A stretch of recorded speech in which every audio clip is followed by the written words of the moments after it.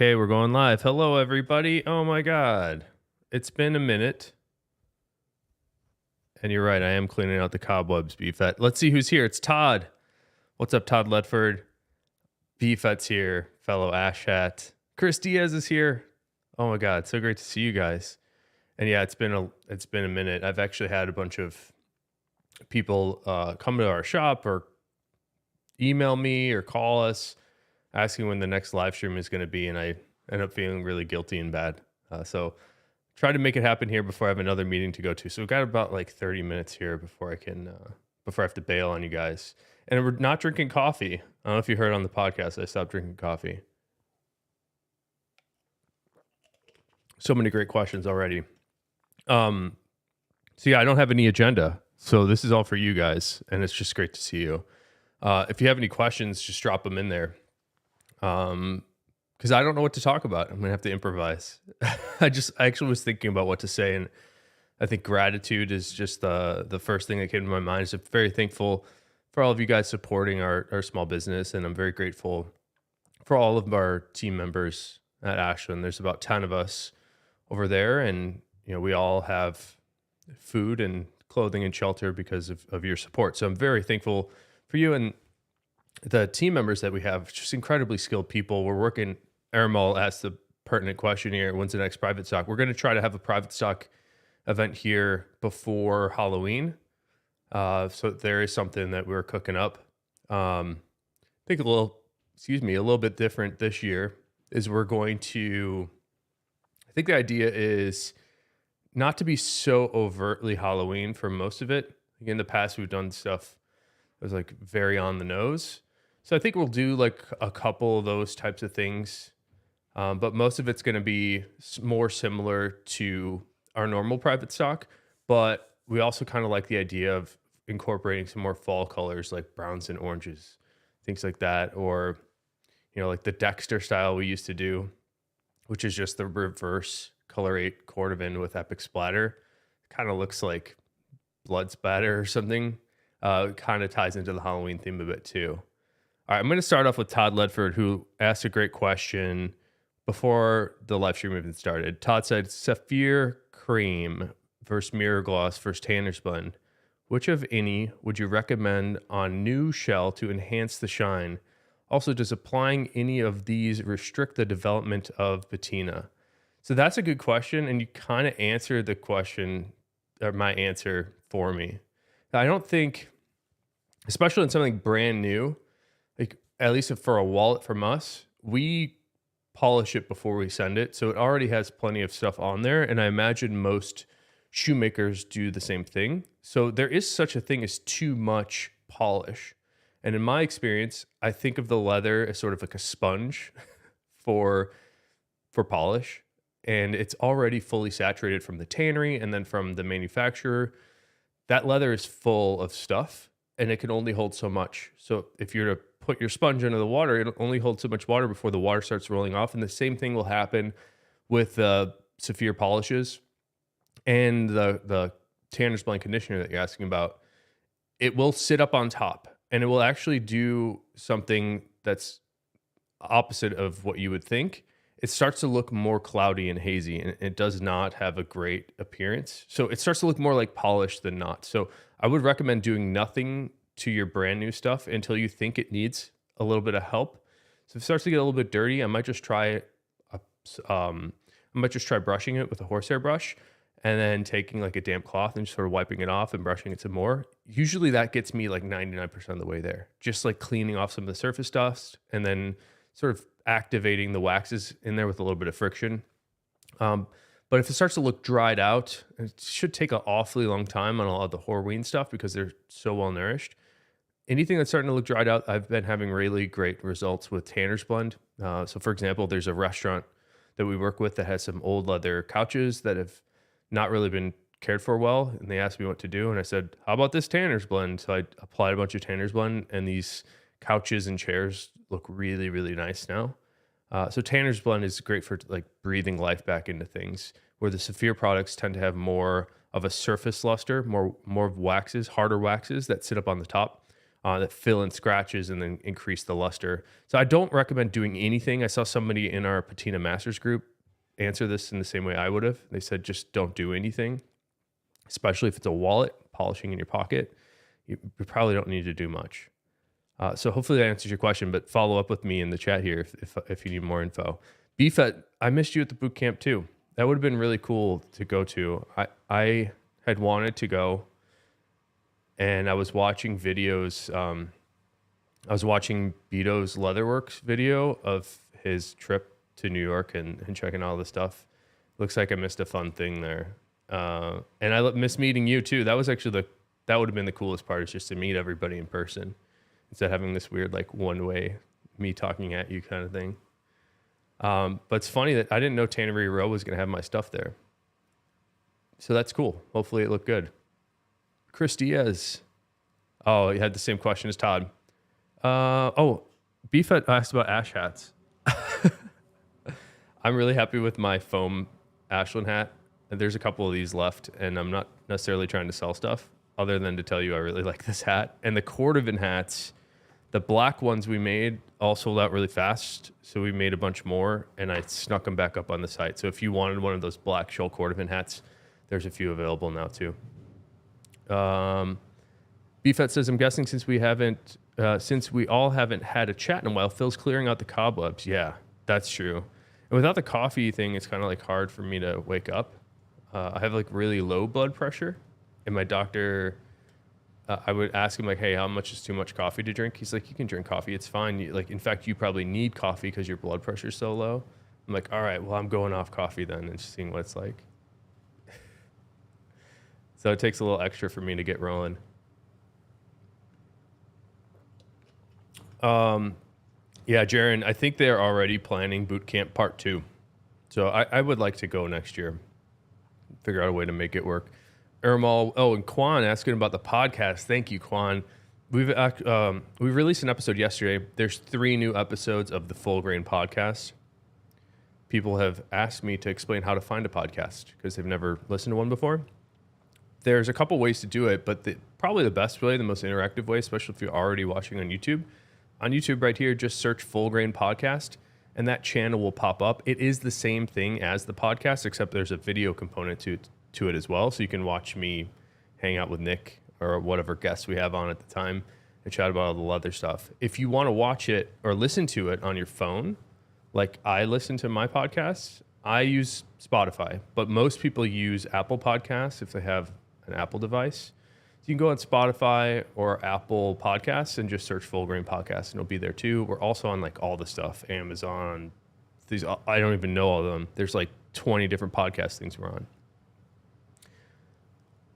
When do you reckon you will be getting Whiskey Shell Herbie again? BFET, we don't stock those, but we can make one for you. If you want one, we could have it made to order in about 4 weeks.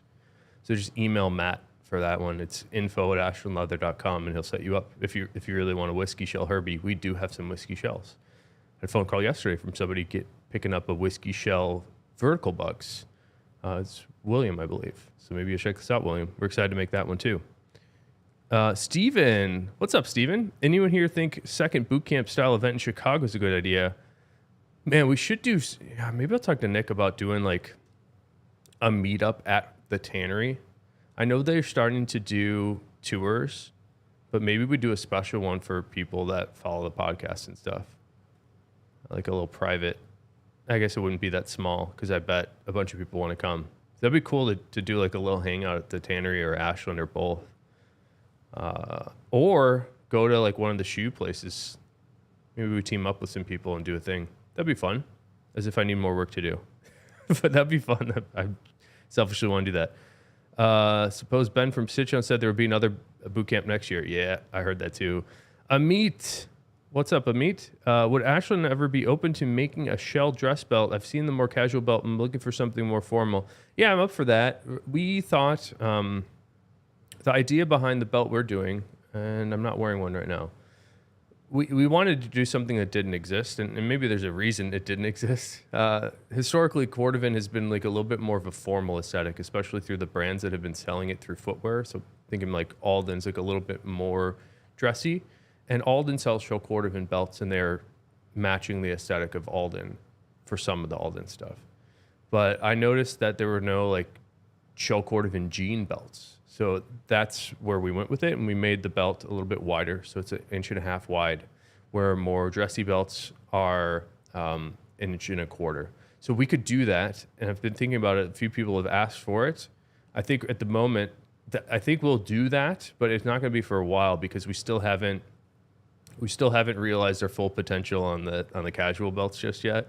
Because I think it's pretty special to have the cordovan on the top and the horse butt on the back, and then the way that the teams making them are coming out great. I think it would be a very similar belt in the dress version, but we'd slim it down to 1.25, and we'd probably make it a little bit thinner because the belts right now that we're doing are super, super thick.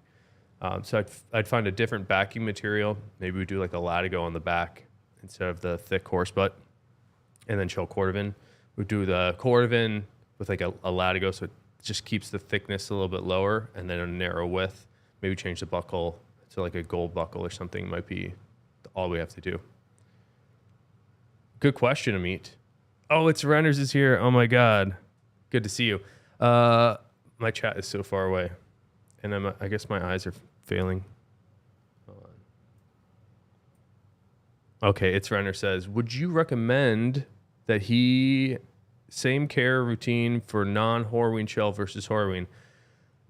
Yes, I think all leathers that are of a certain quality are already tanned with a lot of great oils and waxes. So something that appears more natural, you're probably not going to want to mess with it too much. If it's like a full finish, inexpensive, looks more like plastic type of leather, it's fair game. You can't really miss it. You can't really ruin it. It's kind of like already plasticky. So if it's like, if you're talking about like shinky shell cordovan versus Horween shell, they're both really well nourished. I would not put any product on that unless it really needs it. And I would think twice about it. When you think you should do it, I would just go like, yeah, maybe next time. Like just really put it off as long as possible, because you're creating a barrier with shoe polish that's going to reduce the patina a bit. Now, having said that, there's a guy in the Patina Masters group that claims to polish his Herbie natural shell every week with alternating polishes, and his wallet looks really, really good. So I don't know, maybe I'm wrong here, but in my experience, doing nothing is often the best result. Even on footwear, I just take a little damp cloth and wipe off all the dirt and brush it, and it tends to just come back. It looks really good. Jaron says, I think more boot leather events around the country would be cool. I agree. That's a good idea. You need the Rose Anvil episode. Yeah, we sort of teased. If you listen to that episode, Nick still hasn't replied to Weston's email. He offered sometimes, and the ball's in our court right now. We're blowing it because Weston's like, hey, these are the days, and we just haven't responded in a week. I told Nick to respond, and he still hasn't done it. Nick, if you're listening, he's probably not. But we gotta reply to emails, man. MJD, what's up? Do you think you would have any raw natural shell cordovan around Christmas? Or how long ahead should I order if I wanted to get a thin Johnny the Fox in raw natural? We have raw natural shells now, and it's pretty difficult to predict the future. I think we have a good amount of it, so I'm not necessarily overly concerned about having any of it around Christmas time. But thin shells are really tough to get. So like a thin shell cordovan, thin on the interior for that Johnny the Fox, that might be a little bit more challenging to get. But let's say you were to order that right now, it probably takes about 6 weeks to make it. So that's about Christmas time, huh? What month is it? Yeah, I guess we got like 10 weeks until holidays here. It's crazy. Oh my God. I can't believe it's like already October. Richard Wall, my first live chat, and it's not 7 hours later. It's good to see you, man, and thanks for being here. And it is live. Oh, I'm out in focus. Really glad you made it, man. It's good to see you. AKS Minster, Familiar faces. It's great. Would you consider making leather lanyards specifically to fit ID access cards? I think we've done something like that. Maybe like once or twice. I'm not really certain. But you might want to message Matt about that one, AKS. Send an email to info@ashlandleather.com. I think he might have something, but I don't know if that's something that we intentionally do. Like, we haven't put a ton of thought into that. Richard Wall, have you ever done or could you do a journal cover like Paper Republic and Midori Traveler's Notebook? Honestly, I'm not like super familiar with all the different notebooks. I would consider doing that. I was thinking about making our own. I guess I'll tell you what we currently do. We currently have a field notes holder, which is also a passport holder, for one of the sizes of field notes. So we do that, but like the hardcover journals, we don't have anything for that yet. I thought about doing those, and that's a good idea. We've had people ask for that over the years. The other thing that I thought would be cool would be to have a sort of like collectible series of non-refillable journals, like sort of field note sized. The intention would be to, or the idea would be, have a bunch of random leathers, and like maybe once a month you have like a different part of that journal series come out, and like first month it's crazy blue bison or whatever, and the next month it's bright orange Latigo or something. Just pick random colors and textures, and you would pick up these journals, use them for one specific occasion or one specific trip. And then my thought was, after all these years and all these different adventures, you would look on yourself and you'd see all these different colors and have there's like a relatable thing for that orange Latigo for my trip to Rome, right? And like I'm always connecting that, and I look on the shelf and it goes like, oh yeah, I remember when I was at that place. So it's kind of thinking along those lines to make special things. We've made a couple prototypes, but just have not spent enough time doing that. But to answer your specific question, we haven't done any purpose-built notebook covers for Paper Republic or Midori.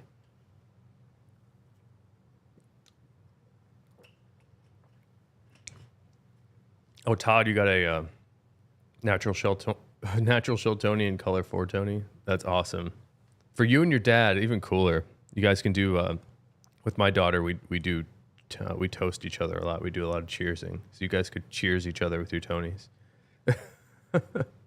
Oh, Sherman. Good to see you, Sherman. What's up, man? Sunmaker says, I know you're always looking for podcast ideas. I was thinking you could do a Made in America small business podcast. People who buy your products obviously like the American small business quality. That's a good idea. We've done a couple of those, like as interviews, but I like this direction. That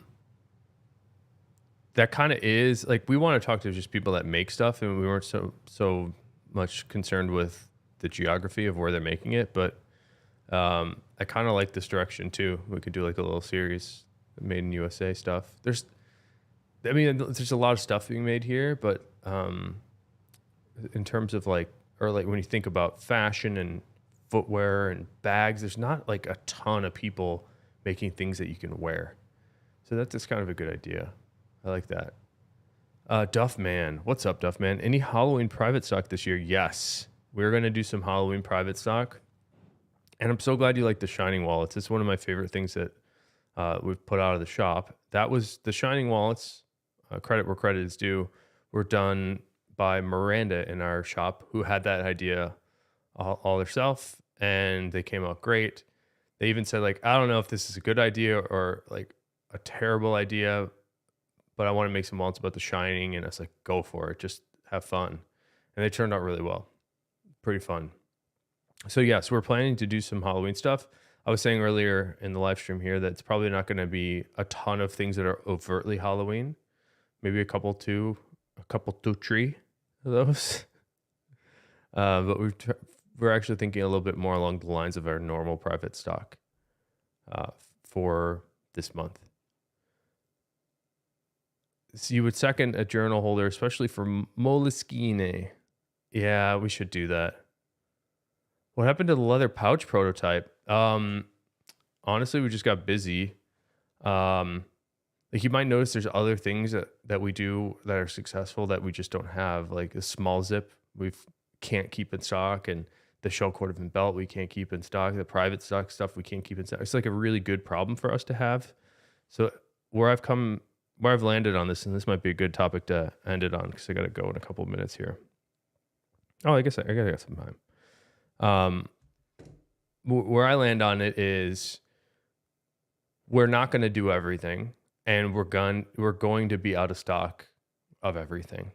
But the notion that we're currently running off of is like, let's try to do a little bit of everything, keep our regular stock going, do some made to order stuff, make some private stock, do a little bit of new development. But by doing all those things, we're going to fail somewhere. And I think we've come to the place where we're going to accept that. Like we're going to be out of certain things, which is not great, but it's certainly better than having too much of everything and nobody supporting you. So the leather pouch prototype fell off the list.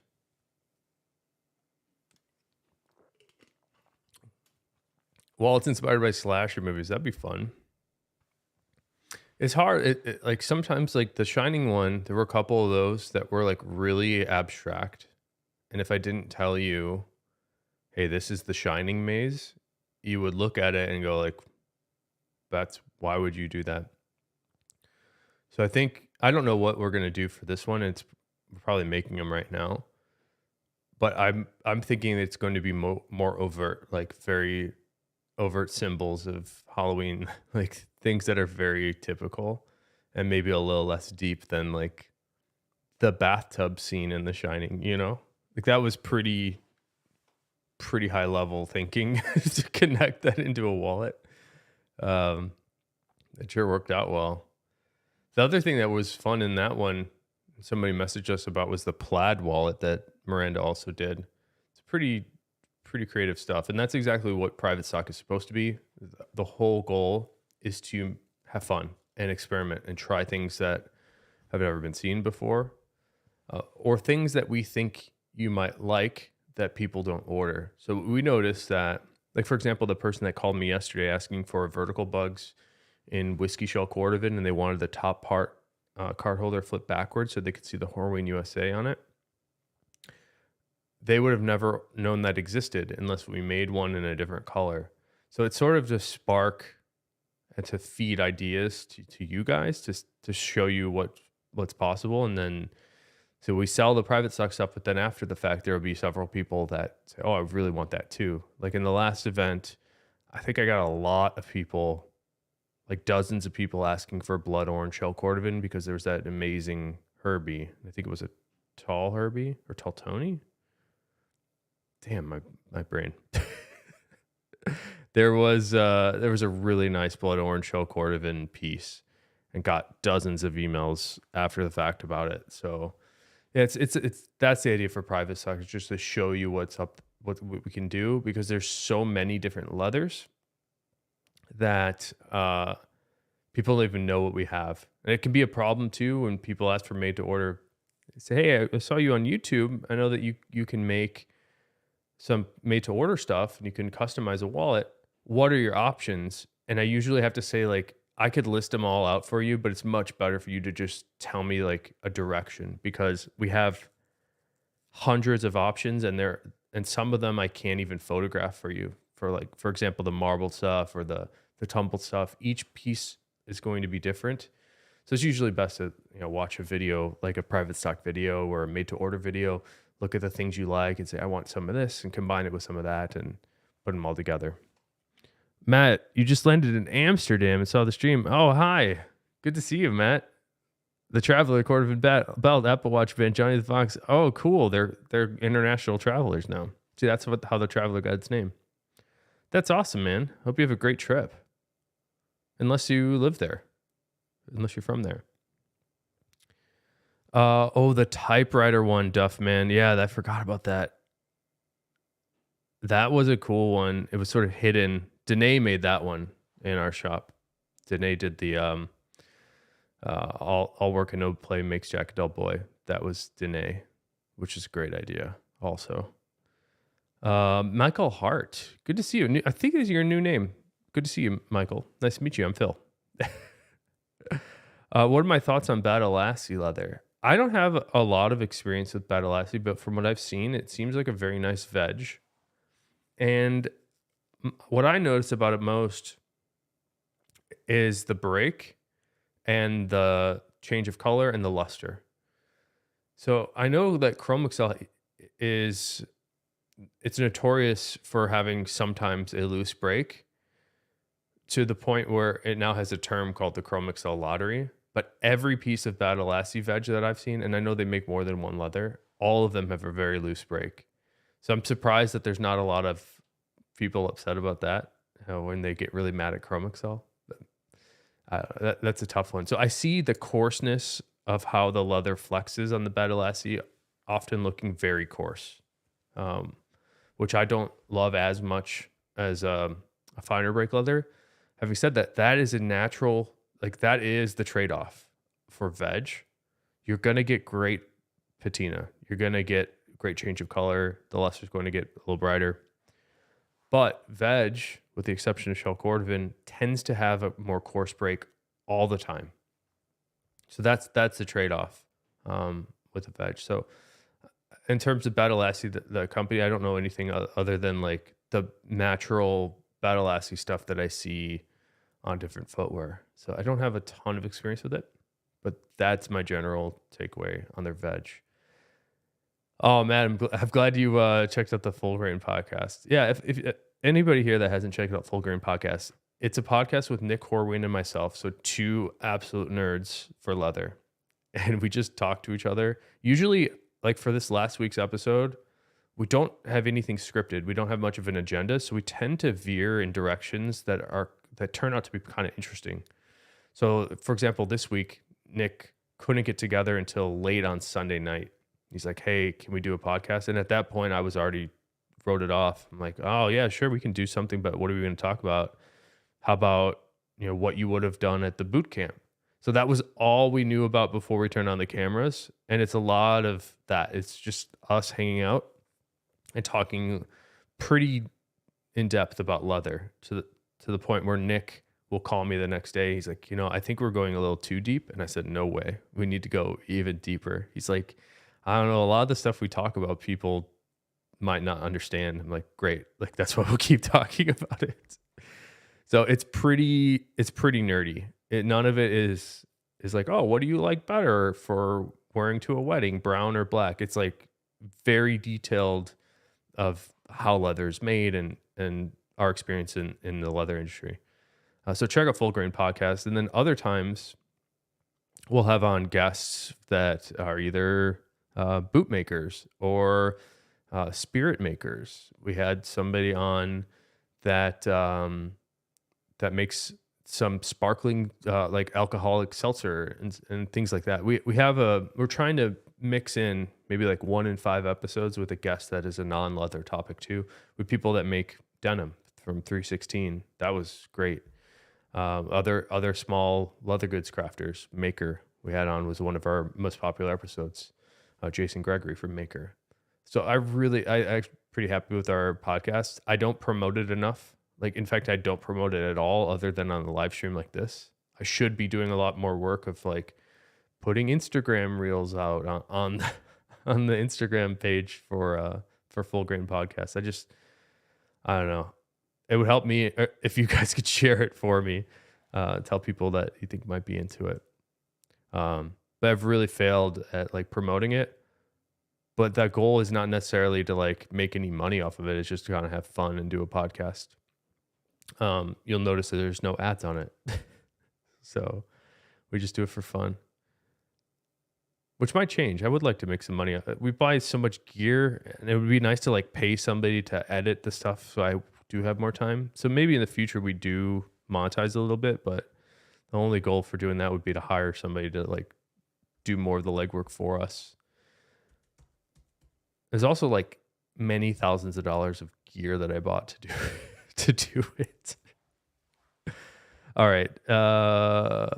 You live in the Netherlands. Okay. Welcome home, Matt. Will K says, I binged and watched the past private stock and custom video on your channel and got me inspired to pick up a custom wallet. Oh, dude, thank you. I think actually I was just talking about you, Will. You were if I got the right Will here, you ordered the vertical Frank in whiskey shell, but you wanted that top piece flip backwards with the Horween USA on it. I think we were talking yesterday on the phone. Good to see you, Will. All right. Oh, excuse me. Time to wrap it up here. I'm going to finish Michael Hart's question. There's a leather jacket company. I think their name is Arrow Clothing. They make jackets of Chrome Excel, which that's how I discovered Chrome Excel and Bad Elastic as well. Arrow makes really nice jackets. I like them a lot. They're really heavy wearing a Chrome Excel jacket. So that's the trade-off there. They look great. They age great, but super, super heavy. Yeah. Oh, Bad Elastic. I think that I've seen those age well also. The Dale from Dale Leather Goods has a Battle Elastic jacket, and it looks really nice. He showed it to me a few years ago now.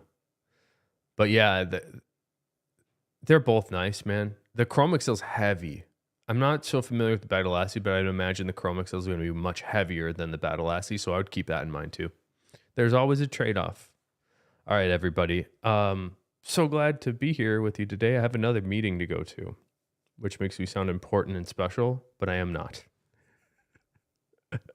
I'm so glad that you guys are here. Michael has another question. You're planning to order a wallet from my website. So many amazing product and tips.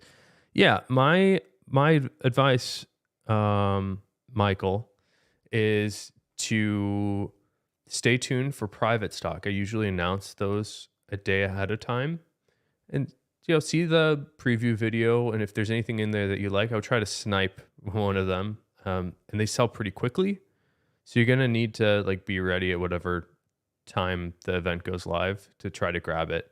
I would make sure you're already registered on the site, with all your shipping address and your credit card stuff in there, because it's not reserved for you once it's in the cart. You have to go through the whole checkout. In fact, I think Will K, who's in the chat here, tried to buy something and he bought it, or he had it in his cart in 10 seconds. It was already sold from somebody else. So it's kind of a quick thing. Either way, the advice would be look at the private stock, see if there's something you like, grab it. If not, you can email us and say, I really liked that one wallet. I wanted to get it for myself. We can make it for you. The other thing, just to back way up, is if you want specific guidance on which style to choose, you should also message us. You can call or email. But usually the questions are, how many cards and cash do you carry, and which pocket do you carry your wallet in? So for me, I carry 16 cards and some cash, and I wear it in my back pocket. I find Fat Herbie to be the best style for me. A lot of people have 4 cards and they want to wear it in the front pocket, and they might choose a Bugs Moran or vertical Bugs Moran. We can help you decide that, but there are many, many options. So once you determine the style, it's sort of on you to go look through the private stock videos, made to order videos, and see if something inspires you. Take a look on the Instagram page for Ashland Leather. See some of the makeups. Say I really like that one. That one really speaks to me. And we can work with you to see if we have that leather and do it for you. So it's a tough one. Don't close the podcast. I'm not planning to. Oh, I'm closing this live stream. I got to go. I'm sorry, Michael. Everybody here, I appreciate you guys so much. I have to go. BFET, Michael Hart, Matt's been here. Sorry I missed your question there, Matt. We'll chat again soon. Will K was here. Quan, Duffman, Stephen K, Amit, AKS Minster, Sunmaker, Sherman Tan, Todd Ledford, It's Renners, Richard Wall. You guys are the best. MJD. Thank you guys so much. This makes my day to do these. Hopefully I can do it again soon. Have a great day, guys. I'll see you later. Take care.